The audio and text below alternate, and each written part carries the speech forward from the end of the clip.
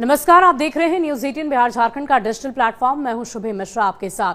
हाल ही में दिल्ली के विधानसभा चुनाव हुए और जो रिजल्ट आया वो चौंकाने वाला था। 27 साल बाद बीजेपी सत्ता में आई है और इन सब के बीच आपको मुंह की खानी पड़ी। और इसी बीच अब आपके अस्तित्व पर ही लगातार सवाल खड़े हो रहे हैं कि क्या आप पार्टी एक बार फिर से अपना जनाधार वैसे ही मजबूत कर पाएगी जैसे पहले उसने किया था।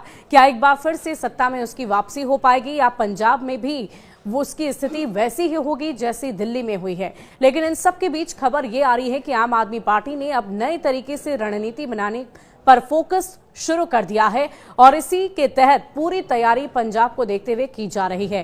क्या है ये तैयारी और क्या बदलाव आम आदमी पार्टी की तरफ से किए गए हैं, आपको पूरी जानकारी विस्तार में देते हैं। दिल्ली विधानसभा चुनाव में हार से सबक सीखते हुए आम आदमी पार्टी ने कुछ निर्णय लिए हैं। आपके सूत्रों ने यह बताया है कि दिल्ली में हार के बाद कुछ लक्ष्य तय किए गए हैं।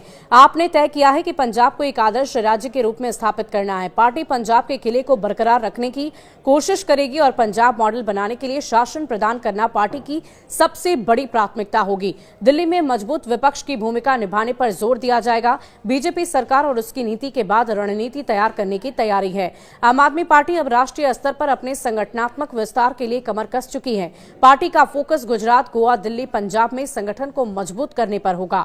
दिल्ली आप यूनिट में बड़े पैमाने पर पुनर्गठन होने जा रहा है। दिल्ली की लड़ाई में आपके बड़े चेहरे हार गए हैं। इन नेताओं को जहां अहम जिम्मेदारियां दी जाएंगी, वहीं दिल्ली यूनिट में बड़े पैमाने पर संगठनात्मक पुनर्गठन होने जा रहा है। आपका शीर्ष नेतृत्व बूथ स्तर के एजेंट और कार्यकर्ताओं तक पहुंच बनाने का काम शुरू करेगा और उनके फीडबैक के आधार पर आम आदमी पार्टी की दिल्ली यूनिट में कई बदलाव किए जाएंगे और नई तरीके से रणनीति बनाई जाएगी।